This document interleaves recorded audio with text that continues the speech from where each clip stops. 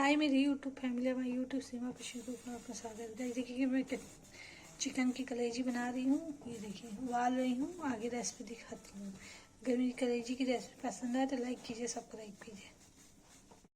Guys देखिए नमक डाल के फ्राई कर रही हूँ, ये फ्राई हो जाएगा तो आगे रेसिपी बनाते हैं। कुकर में बनाऊँगी, गाइस जल्दी बन जाएगा।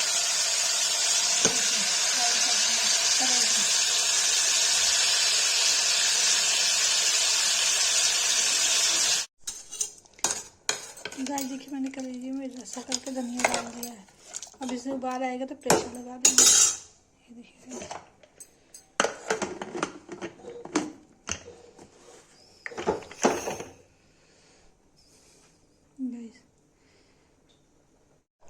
गाइस देखिए कलेजी बन गई। इसमें रस्सा ज़्यादा था तो इसको कम कर रहे हैं। कम कर देंगे तो पलटेंगे तो रेसिपी दिखाते हैं। गाइस देखिए बन गई है कलेजी। गाइस देखिए कलेजी बन के रेडी है। जिसको रेसिपी पसंद आए लाइक करें, सब्सक्राइब करें, कमेंट करें। देखिए बन के कलेजी रेडी है।